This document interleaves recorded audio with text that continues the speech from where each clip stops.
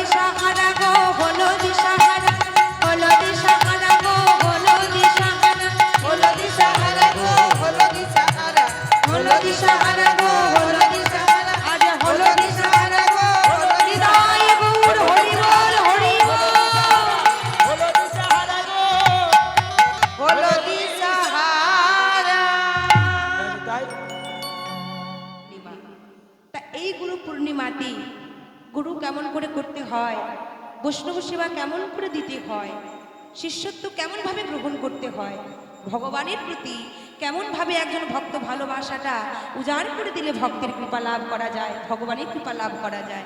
আজকে সেই বিষয়ে আমরা সকলে অবগত হব, সেই বিষয়ে আমরা জানবো। আজ আমাদের আস্বাদনের বিষয়বস্তু হলো পুত্রদি বৈষ্ণব সেবা।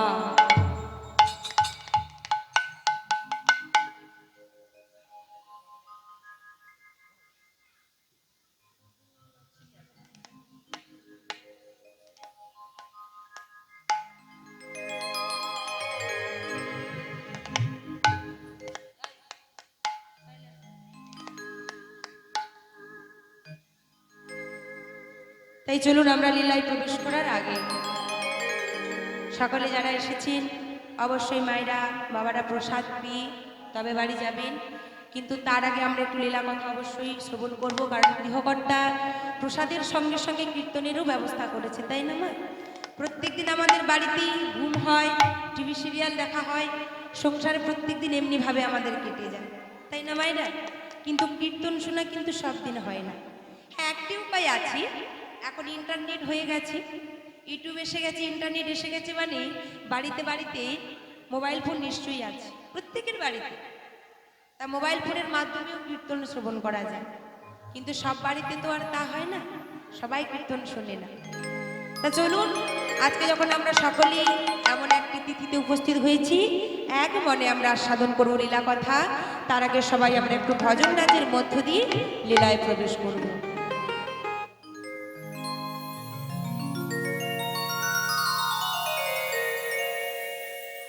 है आँखी वो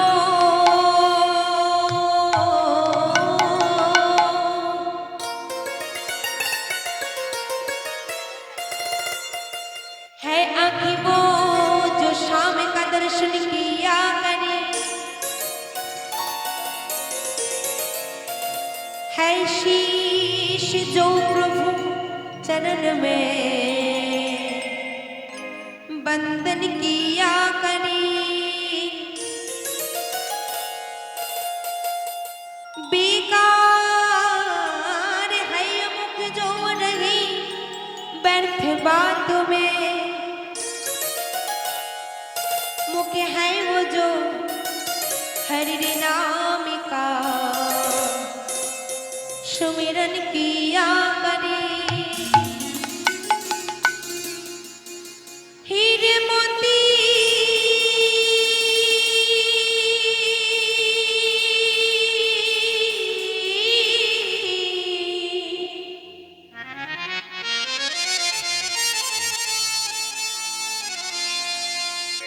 हीरे मोती से नहीं शुभा है हाथ की, जो हाथ का भगवान का पूजन किया करे, मर कर भी अमर नाम से जीविका जग में, प्रभु प्रेम में बलिदान जो जीवन किया करे।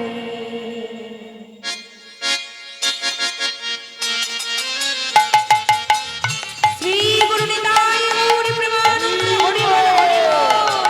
सबाई मिले करताली दिए।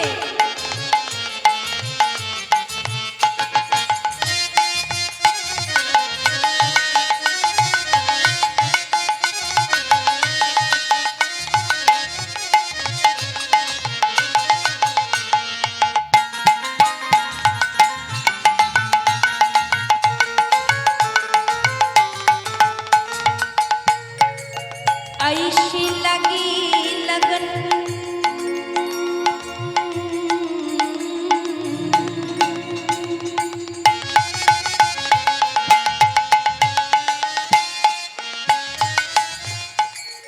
ऐसी लगी लगन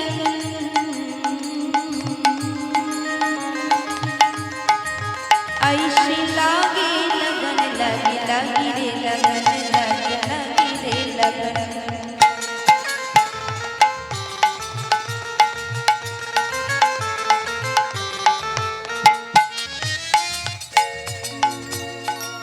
ऐसी लगी लगन मेरा हो गई मगन, ऐसी लगी लगन मेरा हो गई मगन, वो तो गली गली हरि गुण गाने लगी, महलों में पली बन के जोगन चली, महलों में पली बन के जोगन चली, मेरा रानी देवनी कहानी लगी, ऐसे लगे लगन।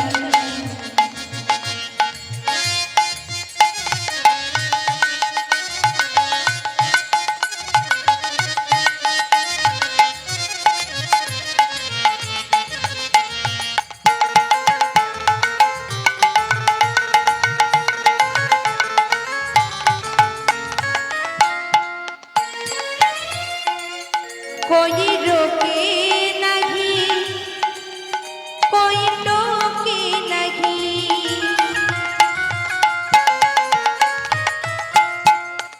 कोई रोके नहीं, कोई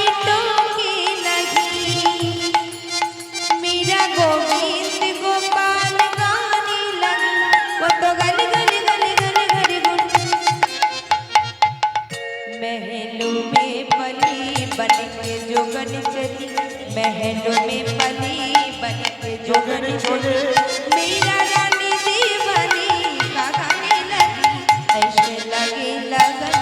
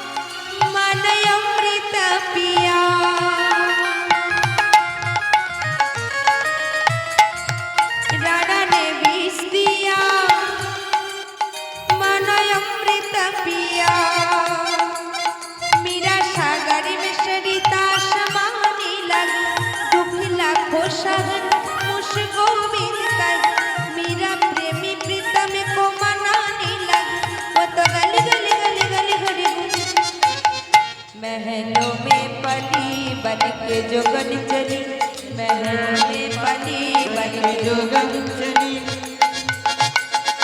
मेरा रानी दीवानी कहाने लगी ऐसे लगी लगन मेरा हो गई मगन ऐसे लगी लगन मेरा हो गई मगन ऐसे लगी लगन मेरा हो गई मगन निदाई मोर हरि बोल हरि बोल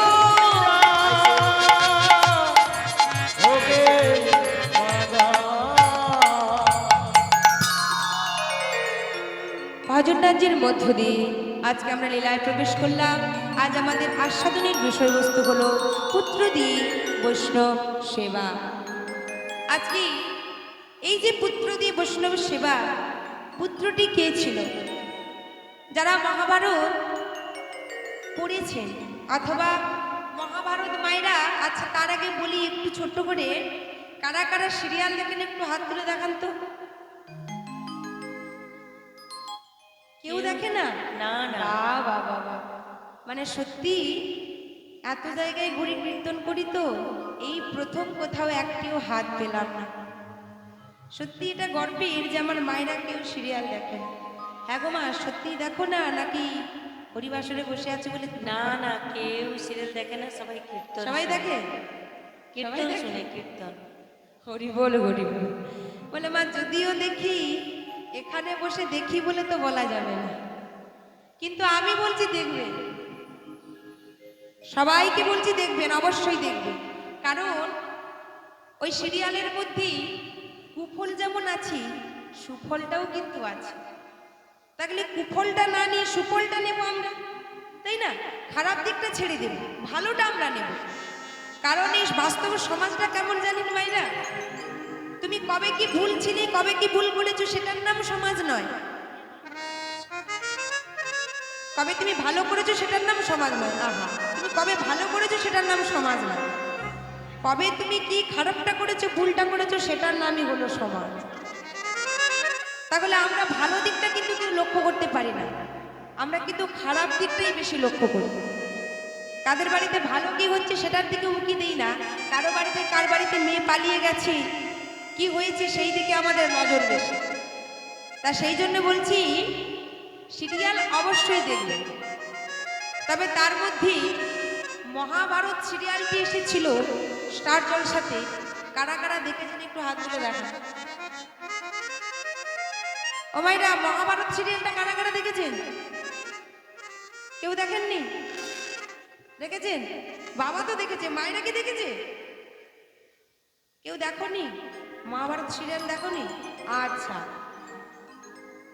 এইবার মহাভারতের কথাটা কেন বলছি, যারা মহাভারত সিরিয়ালটা দেখেছি, ওই মহাভারতী, ও মায়েরা একটু মন দিয়ে শুনবেন, ওই মহাভারতের কাহিনী নিয়ে কিন্তু আজকে আমাদের লীলা।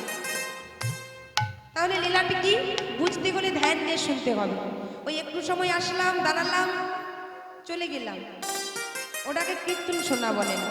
কীর্তন শুনতে গেলেই দূর থেকে যখন আসলাম, সাক্ষাৎ করলাম শাস্ত্রের নিয়ম অনুসারে, সাক্ষাৎ করলাম, আগে করজোড়ে দণ্ডবোধ প্রণাম জানি, তারপর ভক্তরা বসে আছে আসনে প্রণাম করে আসন গ্রহণ করা। কারণ এই আসনে আপনারা চটের উপর বসে আছেন বটে, কিন্তু এটা কিন্তু সামান্য নয় মা, এটা মহারাজ পরীক্ষিতের আসন। আর এই মহারাজ পরীক্ষিতের আসনে বসি হঠাৎ করে আসলাম, বসলাম, আবার চলে গেলাম, অনুমতি না নিয়ে প্রণাম না করি, এতে কিন্তু মাগো অপরাধ হয়ে যায়, তাই না? তা দিন আমাদের সবার একটু একটু করে চলে যাচ্ছে, কিন্তু আমাদের বোঝা আর হচ্ছে না। সংসারের বোঝা এতই চেপে যাচ্ছে, এই কীর্তনের বিষয়ে বোঝা আমাদের আর হয় না, তাই না মা? তাহলে আজকে এই যে মহাভারতী, মহাভারতী কুন্তি মায়ের কাহিনী আমরা সকলে একটু না একটু জানি। মা কুন্তি কে ছিল? পঞ্চ পাণ্ডবীর, হরিবল হরিবল, ও মাইরা হরিবল হরিবল, ও মা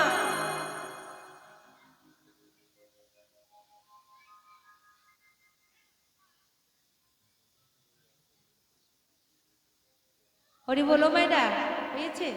সম্মুখেও আসেনি, দূরে দূরে। হয় আপনারা এখানে সম্মুখে এসে বসুন, আর নতুবা কেউ কোনো কথা বলবেন না, একদম শান্ত হয়ে বসুন। কীর্তন তো আপনারা বারবার উঠবেন, কথা বলবেন, কীর্তন গাওয়া যাবে না এরকম করলে। হরিবল হরিবল। আপনারা, আমি যখন একটু মালদা জেলাতে যাই, একটু মালদা, বর্ধমান, মুর্শিদাবাদ এসব সাইডে যখন যাই, 24 পরগনা, জানেন মাইরা, মুম্বাইয়ের মতো জায়গাতে গিয়ে দেখলাম সেখানে আপনাদের মতো ভক্ত মায়েরা, বাবারা, ছোট্ট ছোট্ট বাচ্চারা, তারা পর্যন্ত সবাই যা বসলো, কীর্তন শেষ হয়ে গেল তাও উঠে না, একেবারে 10,000 15,000 ভক্তের ভিড় লেগে যায়। কিন্তু আমাদের এই মেদিনীপুরে আমি যখন ওইদিকে যাই, মনে মনে কষ্ট হয় যে আমাদের এই পূর্ব মেদিনীপুরে ভগবানপুর এলাকায় আমাদের এলাকার অবস্থাটা ঠিক কেমন। কীর্তনে মন নাই, আসলাম, প্রসাদ পেলাম, বাড়ি চলে গেলাম। লালন ফকির কি বলেছিল একটা গানে বলুন তো? লালন ফকির বলেছিল সময় গেলে সাধন হবে না। একটু একটু করে তো সময় মেলাটা ফুরিয়ে যাচ্ছে, আর কবে বলবো, আর কবে গাইবো? সংসারে সারা জীবন খেটে চলেছেন গাদার খাটুনি, তবু সংসার আপনাকে মূল্য দেয়? যিনি সংসারের কর্তা হয়, সংসারের জন্য সারা জীবন ধরে সব কিছু করে গেল, কিন্তু বিনিময়ে সংসারের কাছ থেকে কিচ্ছু পেল না, তবুও ছেলে মেয়ে বলবে তুমি আমাদের জন্য কি করেছো, কতটুকু করেছো? হরিবল হরিবল। যারা মায়েরা হয় তারা সারাদিন সংসারে কর্ম করে, দিনের পরে যখন সূর্যোদয় হয়ে যায় রাতের বেলা, তখন তারা কথা শোনে, আমরা কথা শুনি, সারাদিন কি কর্ম করেছো, বাড়িতেই তো ছিলে। তাহলে মাগো, সারা জীবন ধরে সংসারে আমরা গাধার খাটুনি খেটে চলেছি, সারা জীবন ধরে সংসারের জন্য আমরা করে চলেছি, কিন্তু কেউ একবারও ভাবি না যে সংসার সংসার করতে করতে আমাদের সব কিছু একেবারেই অসার হয়ে গেল। সার বস্তুটা কবে নেব? সব কিছু এই পেটের জন্য, উদরের জ্বালা, পেটের দায়ে আমরা সবাই ঘুরছি সারা পৃথিবীতে, তাই না? শুধু রোজগারের জন্য ছুটে মরছি, কি করে সংসারে আয় উন্নতিটা করব, কি করে সংসারে অর্থ কামাবো, কি করে আমাদের 5 তলা বাড়ি আছে আরো 10 তলা হয়ে যায়, ব্যাংক ব্যালেন্সটা আরো বাড়াবো, 5টা গাড়ি আছে আরো 2টো যেন বেড়ে যায়, এই চিন্তায় আমাদের সারা জীবন মগ্ন হয়ে গেছে। এই কলিযুগে অন্যায় অত্যাচার যেভাবে বেড়ে চলেছে, কলিযুগ যখন আরো মাগো পাপ গ্লানিতে ভরে যাবে, একদিন ভগবান কৃষ্ণচন্দ্র কি পঞ্চ পাণ্ডব, পাণ্ডব আর কৌরবদের মধ্যে মহাভারতে বাবা যুদ্ধ হয়েছে, তাই তো? আর পাণ্ডবরা একদিন জিজ্ঞাসা করেছিল ভগবান শ্রীকৃষ্ণচন্দ্রকে যে মাধব, বলতে পারো হে মাধব, কলিযুগ দেখতে কেমন হবে, কলিযুগ কেমন হবে, কি কি ঘটবে? ভগবান কৃষ্ণচন্দ্র বলেছিল কলিযুগী, মন দিয়ে শুনুন, কলিযুগে 5টি জিনিস ঘটবে, মিলিয়ে নিন ঘটছে কিনা। কলিযুগে 5টি জিনিস ঘটবে, কি? ভগবান কৃষ্ণচন্দ্র বললেন শোনো, তোমরা পঞ্চ পাণ্ডব 5 ভাই, তো 5 ভাই সবাই বনে গমন করো, যে যার অন্য অন্য সাইডে চলে যাও, একদিকে কেউ যেও না, বিভিন্ন দিকে চলে যাও, 5 দিকে 5 জন চলে যাও, আর যে প্রথমে, সবার প্রথমে যে যে ঘটনা দেখবে সেই ঘটনাটা এসে আমার কাছে বলবে। এবার সবার প্রথমেই বন থেকে ঘুরতে ঘুরতে এসেছে কি না যুধিষ্ঠির। মন দিয়ে শুনুন মায়েরা, সবার প্রথমে এসেছে যুধিষ্ঠির। যুধিষ্ঠির এসে বলছে মাধব, বলে হে সখা, আমি দেখে এলাম দুই সুর বিশিষ্ট হাতি জলের মধ্যে খেলা করছে। দুই সুর বিশিষ্ট হাতি জলাশয়ের মধ্যে খেলা করছে। কেন মাধব? যেই না বলেছে ভগবান কৃষ্ণচন্দ্র বলছে যে যুধিষ্ঠির, আগত কলযুগী, এটা দাপর যুগ, দাপর যুগে কথোপকথন হচ্ছে। যখনই কলিযুগটা আসবে আগত কলিযুগী, কলিযুগটা এমনই হবে। কারণ মানুষের থাকবে, হাতির যেমন দুটি সুর দেখেছ, ঠিক মানুষেরও তেমনি মুখ থাকবে একটি, কিন্তু ওরা কিন্তু একটি কাজ করবে না। ওরা মুখে এক বলবে, মনে কিন্তু আরেক করবে। মুখে বলবে এক, কিন্তু করবে আরেক। এটাই ঘটবে কলিযুগে। এরপর কে হলো বাবা? এরপর এলো ভীমসেন। যুধিষ্ঠিরের পরে ভীমজি এলো। ভীমজি এসে বলছে সখা কৃষ্ণ, আমি তো দেখে এলাম অন্য কিছু। কি দেখেছো? না, আমি দেখে এলাম একটি গাভী তার বাছুরিকে চাটতে চাটতে যাচ্ছে রাস্তার মাঝে। আর এত ভাবে চাটছি যে তার গা থেকে আদর করতে করতে জিহ্বা দিয়ে লেপন করছে গায়ের মধ্যে। বাছুরিটি প্রবল বেগে জিহ্বা লেপন করবার জন্যে তার অঙ্গ থেকে রক্তক্ষরণ হয়ে যাচ্ছে। অঙ্গ থেকে রক্তক্ষরণ হয়ে যাচ্ছে। এটা কেমন ভালোবাসা? একটা গাভীর তার বাছুরের প্রতি এটা কেমন ভালোবাসা? সঙ্গে সঙ্গে ভগবান বলছে শোনো ভীম, তুমি যেটা দেখে এসেছো আগত কলযুগে প্রত্যেকটি বাড়িতে বাবা মা তার সন্তানকে এত পরিমাণে ভালোবাসা দেবে, অন্তঃস্ত্রীকে ভালোবাসবে। আর যার জন্য নিজেদের ক্ষতির কারণ নিজেরা হয়ে দাঁড়িয়ে থাকবে। আর এই কলিযুগে সেটাই হয়েছে। প্রত্যেকটি বাড়িতে কলহ, অশান্তি, দাঙ্গা। ছেলে মেয়ে কখনো কথা শুনে না, সংসারে বাবা মায়ের কথা শুনে না, এটাকে খিটখিট করছে, সেটাকে খিটখিট করছে, কারোর সঙ্গে কারোর মিল নেই। এরপর কে দেখে এলো? এরপর এলো তৃতীয় পাণ্ডব অর্জুন। তৃতীয় পাণ্ডব অর্জুন এসে বলছে সখা, এই মাধব, আমি কি দেখে এলাম জানো? আমি দেখে এলাম। বলো অর্জুন, তুমি কি দেখে এসেছো? জানো মাধব, আমি দেখলাম একটি শকুন, তার বিশাল বড় দুটি ডানা, আর সেই বড় দুটি ডানাতে লেখা আছে মাধবের নাম, মানে তোমার নাম, কৃষ্ণের নাম। কিন্তু তোমার নাম লেখা রয়েছে বটে, কিন্তু তাকে দেখলাম কি জানো? সে নর মাংস ভক্ষণ করছে।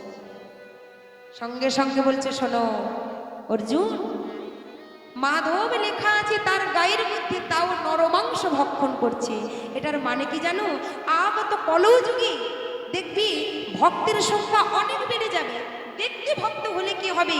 তাদের আচরণটা কখনো ভক্ত নয়, তাদের থেকে অভক্তের সংখ্যাটা আরো বেশি বেড়ে যাবে। দেখতে ভক্তের মতো, গলায় তুলসীর মালা, ললাটে তিলক ধারণ করা, অঙ্গে ডোর কপিন বহির্বাস, গেরুয়া বসন পরিধান করা, কিন্তু তবুও দেখবি অভক্তের সংখ্যা বেশি। কেন না? তারা মুখে এক বলছে, তারা সবাইকে দুটো জ্ঞান দিয়ে চলে যাচ্ছে, কথা বলে চলে যাচ্ছে, কিন্তু নিজেরা কোনো আচরণ করছে না। আপনি আচরি ধর্ম জীবের শেখায়, আপনি না কইলে ধর্ম শেখানো না যায়। বললেন আচার করে না প্রচার করে সেই মহাপাপী, প্রচার করে না আচার করে সেও পাপী। আচার প্রচার দুই প্রভুর লক্ষণ, এই মতে ধর্ম হয়। কহে প্রভু শোনো সনাতন। বললেন তুমি নিজে আগে আচরণ ঠিক করো, তারপর তো তুমি অপরকে শেখাবে, জগৎকে শেখাবে। তারপর আরো বললেন মঙ্গল কাব্যে বললেন যে শোনো, আচার করে না প্রচার করে। আমি আচার আচরণ করলাম, কিন্তু ভক্তদের মাঝে প্রচার করলাম না, হরিনাম মিলিয়ে দিলাম না, ধর্মপথে অপরকে যেতে সাহায্য করলাম না, সেখানে তুমি পাপ হয়ে গেল তোমার। সমপাপী কি?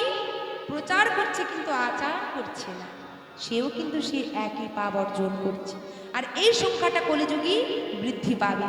দেখবেন, আমার নিজের চোখে দেখা বাবা, জানেন সকাল বেলায় ব্রাহ্মণ, দেখবেন ব্রাহ্মণ বাড়িতে যারা হয় একেবারে সকাল সকাল স্নান করে নেয়, একেবারে সকালে, একেবারে প্রাতকালে স্নান সেরে মায়ের পূজার্চনা সেরে একেবারে গেরুয়া বসন করে রুদ্রাক্ষের মালা গলায় নিয়ে তারপর দেখেন একবারে ডিমের পেটে হাতে নিয়ে চলেছে।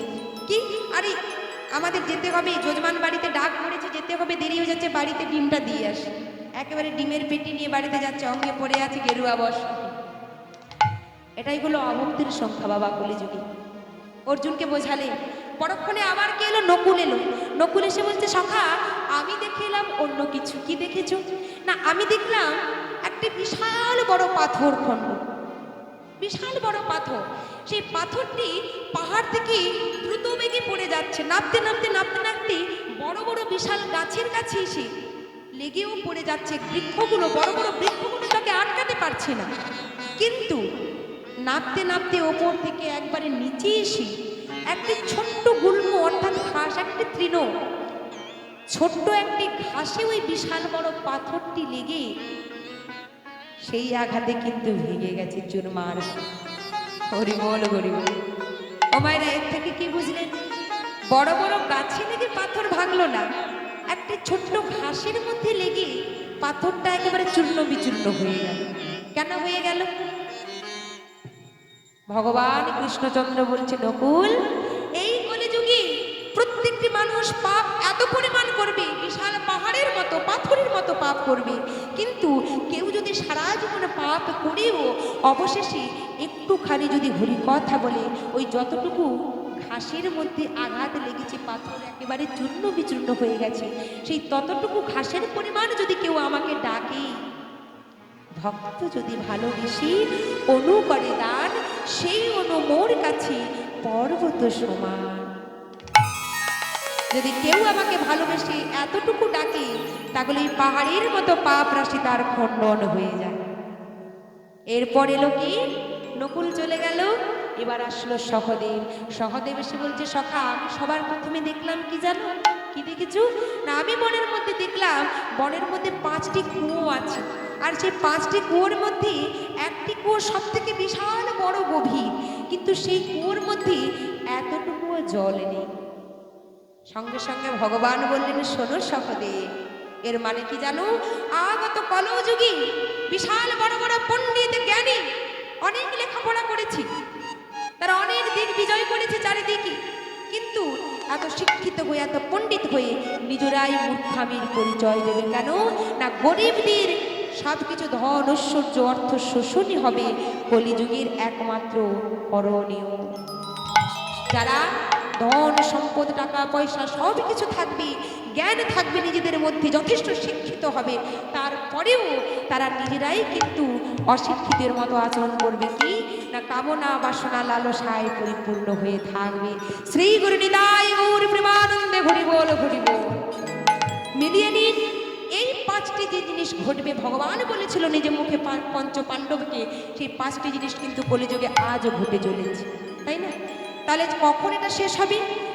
শাস্ত্রে প্রমাণ করলেন, এই ঘোর কলিযুগ যখন আরো কলিযুগের অত্যাচার প্রবল বেড়ে যাবে, তখন উত্তরপ্রদেশে মোরাদাবাদ নামক গ্রামে, মোরাদাবাদ নামক জেলার সম্ভল নামক গ্রামে বিষ্ণুযশ পণ্ডিতের ঘরে, বিষ্ণুযশ পণ্ডিতের ব্রাহ্মণের স্ত্রী সুমতি দেবীর গর্ভে ভগবান কল্কি রূপে অবতীর্ণ হবেন এবং তিনি হবেন পরম শিব ভক্ত।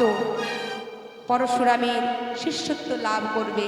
পরশুরামের শিষ্য হয়ে হাতে থাকবে একটি তরবারি, যার নাম থাকবে দণ্ডক বা রত্নামারো, এবং একটি অশ্বের উপর আরোহণ করে ভগবান কল্কি রূপে সকল পাপ তাপ দস্যু দানবদের বিনাশ করে পুনরায় সত্য যুগের সূচনা করবে।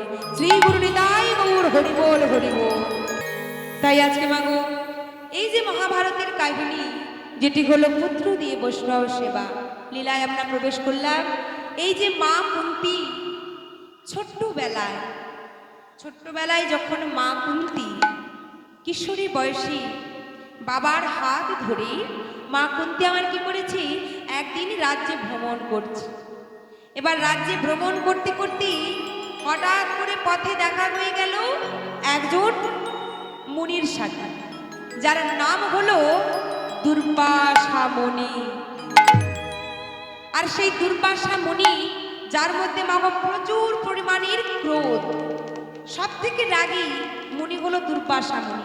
যদি একবার রেগে যায় সঙ্গে সঙ্গে অভিশাপ দিয়ে ফেলবে, একবারও ভাববে না। তার দুর্বাসা মুনির সঙ্গে যেই না দেখা হয়ে গেছি, সঙ্গে সঙ্গে আজকে কি করেছি, হরি বল হরি বল।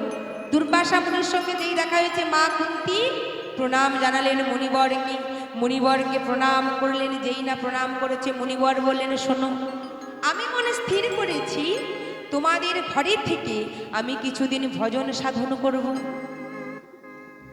হরি বল হরি বল। ও মাইরা, কুন্তী মাকে জানেন তো? হ্যাঁ কিনা কিছু বলুন। জানেন মায়েরা, জানেন? আর মায়েদের কি ঘুম পেয়েছে না কি গো? ঘুম পেয়েছে না খাওয়া হয় নাই? প্রসাদ পেয়েছো? প্রসাদ পেয়েছো কিনা হাত তুলে দেখাও। প্রসাদ পেয়েছো? তাহলে তো ঘুম আসবে না। উদর পরিপূর্ণ হয়ে গেলে কলিযুগে নিয়ম, উদর যদি পরিপূর্ণ হয়ে যায় তাহলে এবার ঘুম, বিছানার প্রয়োজন, আর বসে থাকা যাবে না। তাহলে প্রসাদ যখন পাইনি, ঘুমও আসার কথা না। তাহলে হ্যাঁ কিনা উত্তর কিন্তু দিতে হবে। আমার আবার এটা বড়ই খারাপ অভ্যেস। আমি যেখানে যে হু যদি না বলে, হুয়া কিছু যদি না বলে, আমার আবার হিংসে হয় যে আমি দাঁড়িয়ে দাঁড়িয়ে বকছি, কেউ কিছু বলবে না, চুপ করে বসে থাকবে, এটা কি করে হয়, তাই না? তাহলে কুন্তী মাকে চেনেন? কুন্তী মাকে জানেন তো? হরি বল হরি বল। এই যে কুন্তী মা কিশোরী বেলায়, মানে ছোট্ট বয়সী, যখন বাবার হাত ধরে রাজ্যে ভ্রমণ করেছি, সেই সময় দুর্বাসা মুনি এসে কি করেছি, কুন্তিমার সম্মুখে দাঁড়িয়ে আছে। আর কি করেছে, রাজা এবং রাজকন্যা অর্থাৎ কুন্তিমা এবং তার বাবা দুজন মুনিবরকে প্রণাম করলেন। মুনিবর বললেন যে শোনো, আমি তোমাদের গৃহে কিছুদিন থেকে আমি ভজন সাধন করতে চাই। যেই না বলেছি, সঙ্গে সঙ্গে রাজা বলছে, শোনো কুন্তী, আজ থেকে তোমার উপর আমি দায়িত্ব দিলাম, এই মুনিবরের জন্য সেবার কোনো ত্রুটি না হয়, যা কিছু প্রয়োজন সব কিছু তুমি লক্ষ্য করবে এবং সেবা করো। এবার বৈষ্ণব সেবার সুযোগ পেয়েছে মা কুন্তী। এবারে ছোট্টবেলায় তো কি করেছি, যখন ওই দুর্বাসা মুনি পুজোতে বসে, ফুল তুলে এনে দেয়, চন্দন ঘষণ করে দেয়, যজ্ঞের কাঠ কুড়িয়ে এনে দেয়, সব কিছু প্রস্তুত করে আনে, গঙ্গা থেকে জল এনে দেয়। এইবার কি করেছে মা, এমনি ভাবে বেশ কিছুদিন কেটে গেছে।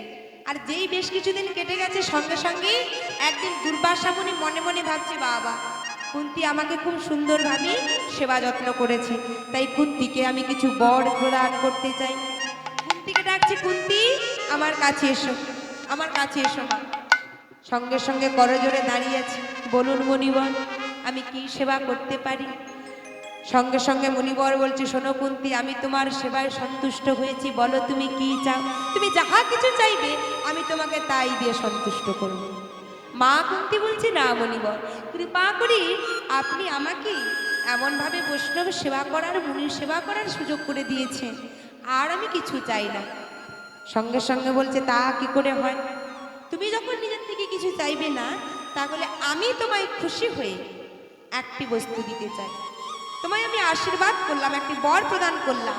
শোনো, তোমাকে আমি একটি মন্ত্র দিলাম, আর এই মন্ত্রটি উচ্চারণ করে তুমি যেই দেবতাকে আহ্বান করবে, সেই দেবতার ঔরস জাত, তার মতো বলশালী, তার মতো তেজশালী পুত্র সন্তান তুমি লাভ করবে। ও মায়েরা, এখান পর্যন্ত বুঝতে পেরেছেন তো? বুঝতে পেরেছেন? আচ্ছা, এবারে দেখুন, এই কথা বলে তো দুর্বাসা মুনি চলে গেল। দেখতে দেখতে বেশ কিছু বছর কেটে গেল। এইবার কিশোরী বয়স থেকে যখন একটু একটু করে কুন্তী বড় হলো, যখন পূর্ণ যুবতী হলো মা কুন্তী, একদিন মনে মনে ভাবছে, আরে আমাকে তো মুনিবর একটি বর দিয়েছিল, দেখি তো ওই মন্ত্রটি যে আমায় দান করেছে মুনিবর, ওই মন্ত্রটা আসল নাকি নকল। মানে ফোন নাম্বারটা তো দিয়েছে, ফোন নাম্বারটা ঠিক দিল না রং নাম্বার দিয়ে দিল, একটু যাচাই করে দেখতে হবে। তার সঙ্গে সঙ্গে মা কুন্তী গঙ্গায় স্নান করলেন, আর গঙ্গায় স্নান করে শুদ্ধ বসনে দাঁড়িয়ে করজোড়ে সূর্যদেবীকে প্রণাম করেছে। আকাশের দিকে তাকে সূর্যদেবকে প্রণাম জানিয়ে মন্ত্র উচ্চারণ করছে, হাতে গঙ্গা জল নিয়েছে। ওম অপবিত্র পবিত্র বা সর্বাবস্থাং গত বেবা যৎসরে পুণ্ডরিকাক্ষম সভাজ্যভ্যন্তর শুচি পাপহঙ্গে পাপ কর্মাহং পাপ আত্মা পাপ সম্ভবা ত্রাহিমাং পুণ্ডরিকাক্ষম সর্ব পাপ হর হরি। নিজেকে পবিত্র সূচি বলে এবার সূর্যদেবকে আহ্বান করেছে। কি বলছে গো? ওমে জবা কৌসুম সংকাশ কশ্যপেয়ং মহাদ্যুতি ধন্তার সর্ব পাপঘ্ন প্রণতস্মি দিবাকর। ওং দেবতা দিনস্য ব্রাহ্মণ্য ভাষ্যতে বিষ্ণু তেজস জগত্রাস বিশ্বে। ওং সূর্যায় সৌমিত্রী কর্মদায়িনী অনুকম্পায় মাং ভক্তং গৃহানুর্ঘা দিবাকর। যেই না প্রণাম করেছি, সূর্যদেবকে প্রণাম করে আহ্বান করলেন, সঙ্গে সঙ্গে যেই না প্রণাম করে বরণখানা তুলেছি, সম্মুখে দেখলো কে গো? একজনের তেজশালী পুরুষ, সে হলো সূর্য দেবতা এসে দাঁড়িয়ে আছে। সম্মুখে দাঁড়িয়ে এসে বলছে, কুন্তি বলো তুমি কি চাও? আমি তোমার ডাকে তোমার আহ্বানে আমি এসেছি। সঙ্গে সঙ্গে মা কুন্তি চমকে উঠলো, কি না না না, তাহলে মুনিবর আমাকে যে মন্ত্র দিয়েছিল সেটি ভুল নয়, সেটি ভুল নয়, তাহলে সেটি ঠিক ছিল। না না না, সূর্যদেবকে করজোড়ে বলছে, হে দেব, আমি আপনাকে ডেকেছি ঠিক কথা, কিন্তু আমার তো আপনার কাছে কোনো চাওয়া পাওয়া নেই।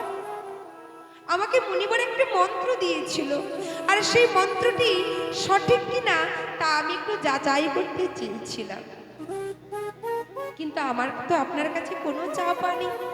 সঙ্গে সঙ্গে সূর্য দেবতা ক্রুদ্ধ হয়ে বললেন, মূর্খ নারী, এই সকালবেলা আমার কত কর্ম থাকে, তুমি না বুঝি না জেনে আমাকে আহ্বান করেছো। শোনো, তোমার কোনো চাওয়া পাওয়া থাকতে না পারে, কিন্তু আমার তো থাকতে পারি। শোনো, এই সকালবেলায় তুমি আমায় ডেকেছো, যদি তুমি আমার মনোবাসনা পূরণ না করো, তোমার পর যদি তুমি না নাও, তাহলে কিন্তু আমি অভিশাপ দেব। তোমার পিতার রাজ্য পুড়ে ছাড়খাড় হয়ে যাবে, চারিদিকে আমি আগুন জ্বালিয়ে দেব। মা কুন্তি ভয়ে ভীত হয়ে পড়ল। ভয়ে ভীত হয়ে মা কুন্তি আমার কাঁদতে কাঁদতে বলছি, হে দেব, আমি আপনার শর্তে রাজি হতে পারি, আপনার কথা আমি রাখতে পারি, তবে আমারও একটি শর্ত আছে। কি? আপনি আমাকে এই বরদান করুন যে আমি যে সন্তান লাভ করব, আমি সন্তানের মা হওয়ার পরেও যেন আমি কুমারী হয়ে থাকতে পারি। ও মায়েরা, এই সমাজে যদি কুমারী বেলায় কেউ মা হয়, সমাজ কি তাকে আদর করবে? মেনে নেবে তো? মেনে নেবে?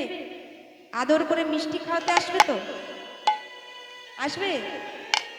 তাহলে মিষ্টি খাওয়ানো তো দূরের কথা, ডাঙের বাড়ি একবারে চেলা কাঠ নিয়ে এসে পেটাবে, তাই না? যেই না বলেছে সঙ্গে সঙ্গেই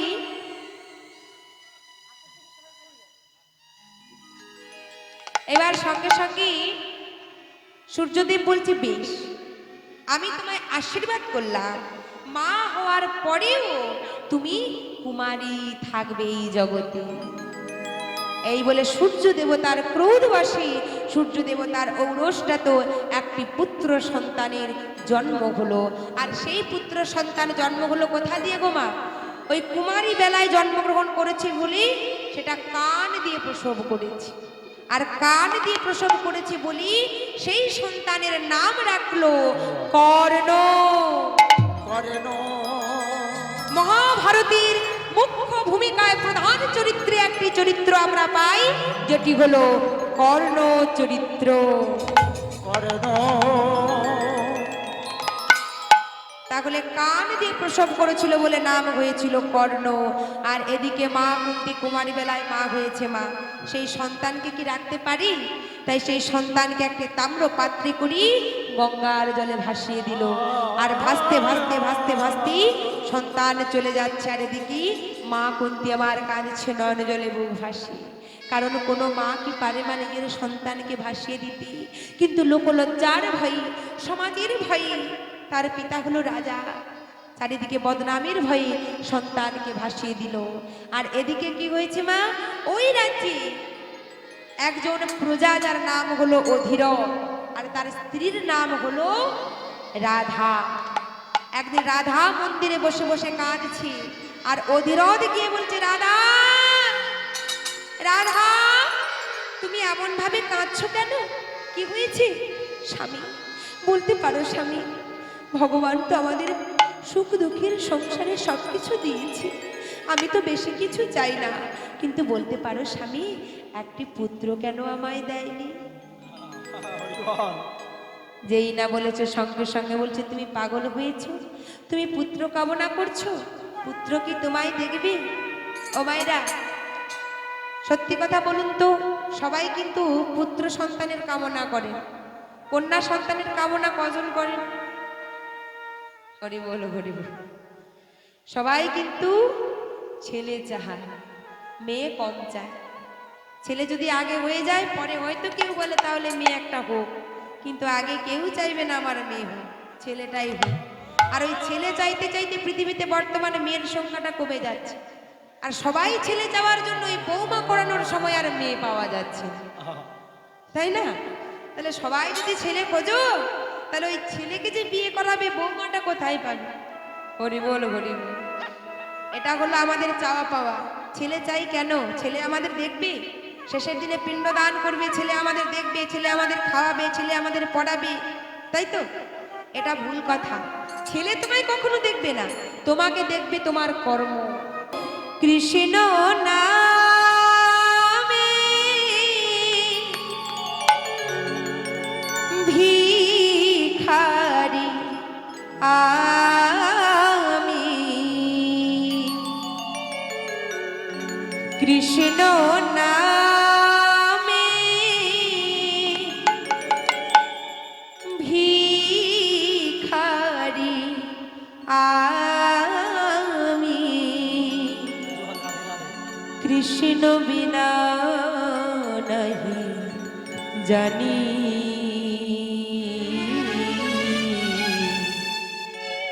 কৃষ্ণ বিনা নাহি জানি।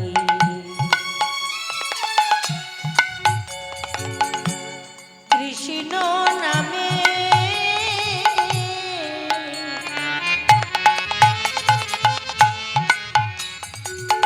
ভিখারি আমি, কৃষ্ণ নামে ভিখারি আমি, কৃষ্ণ বিনা নাই জানি, কৃষ্ণ বিনা নাই জানি, কৃষ্ণ বিনা নাহি জানি।